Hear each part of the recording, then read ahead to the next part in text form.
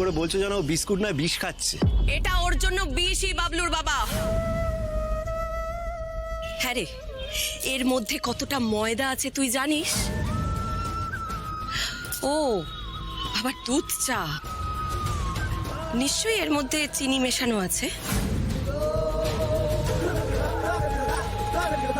কি শুরু করলি বলতো বাবলু তুই? মা, আমি রোজ তো খাই না, একটা দিন বাবা বানিয়ে আনলো তাই। তোর বাবার কোনো আক্কেল আছে না কোন দিন ছিল যে আজকাল তোর বাবার কথায় ওঠা বসা করছিস তুই? মা চিৎকার কেন করছো? আমি না হয় আজকে এক্সট্রা ওয়ার্কআউট করে নেবো। আর কত এক্সট্রা ওয়ার্কআউট করবি তুই? আজ না হয় তোর বাবা ময়দা চিনি খাওয়াচ্ছে, কাল ভুলিয়ে ভালিয়ে পরোটা লুচি এসবও খাওয়াবে। ইস, কষ্ট করে ওই মেয়েটা মধুবনী একটা একটা নিয়ম বেঁধে দিয়েছে, ক্যালোরি মেপে মেপে তোর খাওয়া উচিত। আর তুই কিনা এই ময়দা চিনি সব খাচ্ছিস। শোন বাবলু, একবার যদি মন দুর্বল হয়ে যায় না, তাহলে কিন্তু আর পুরনো রুটিনে ফেরা যায় না।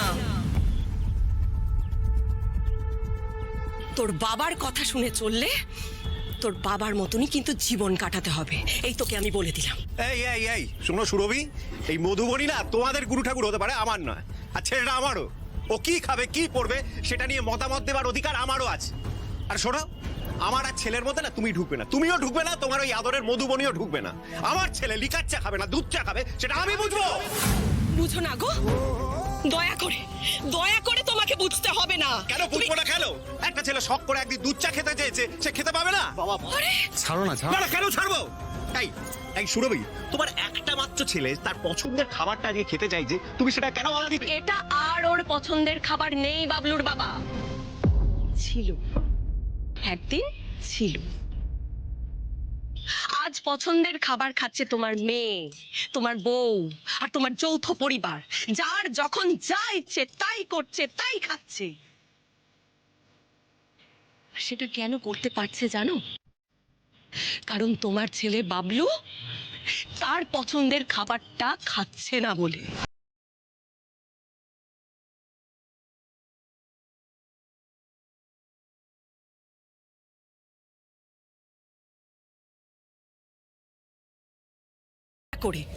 দয়া করে ওকে পুরনো জীবনের দিকে টেনে নিয়ে যেও না তুমি বাবলুর বাবা। ও তো দিব্যি মেনে নিয়েছে ওর এই নতুন জীবন, তাহলে তোমার কেন এত অসুবিধে হচ্ছে? তুমিও মেনে নাও না। কি অসুবিধে হচ্ছে? ও তো সব দায়িত্ব কর্তব্য সবকিছু পালন করছে। ওকে আর উস্কিও না গো, আর উস্কিও না তো। আর ভালো লাগছে না। আর হ্যাঁ, ও যতটা তোমার ছেলে বাবলু, তার চেয়েও বেশি ও সুপারস্টার সাক্ষ্যজিৎ চ্যাটার্জি। তুমি ready? Sir give me just 5 minutes, আমি একবার সিনটা চোখ বুলিয়ে নিয়ে আসছি। ওকে, হেয়ার দিদি আপনার হয়ে গেছে, তাহলে আপনি আসুন। আর ওরা প্রিপারেশনটা নিই বুঝলে, আর আমরা দেখি বাদ বাকিটা কি অবস্থায় আছে। দিদি চলে আসুন, চলে আসুন, চলো চলো চলো চলো চলো।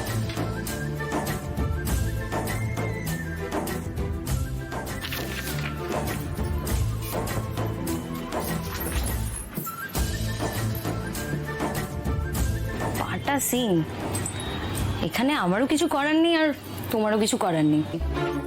একটু গ্লিসারিন চোখে ফেলে দিলে এই সিনটা বেরিয়ে যাবে। না গো মধুবনী, সিনটা পাটা নয়, এখানে অনেক কিছু করার আছে, কিন্তু সেটা কি ধরতে পারছি না। না, আমার মনে হয় একবার ঠাম্মিকে কল করা উচিত। আবার ঠাম্মি? অ্যাজ ইউজুয়াল, ঠাম্মিকে সিন না শুনিয়ে আমি কোনোদিনও টিকে গেছি? তোমার এই ব্যাপারটা না একদম বুঝতে পারি না সাক্ষ্য।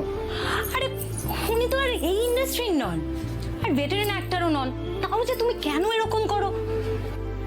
Maybe she is not, but এটা না আমার কাছে একটা রিচুয়ালের মতো। এক মিনিট।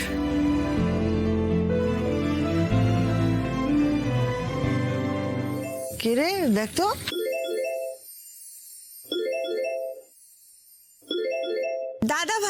দাদা ভাই ভিডিও কল করেছে, ও তো আজকে শুটিং এ।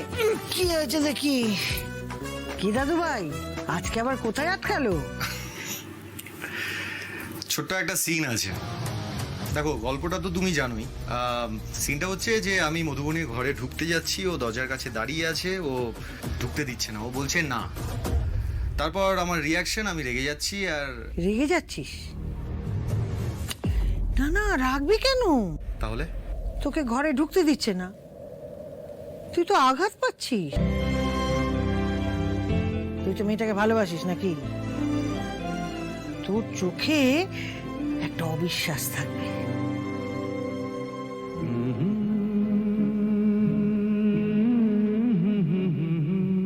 উত্তম বাবুকে একবার কল্পনা কর না, তো রাগ হবে কিন্তু চোখে কষ্টও থাকবে। কিরে, বুঝলি?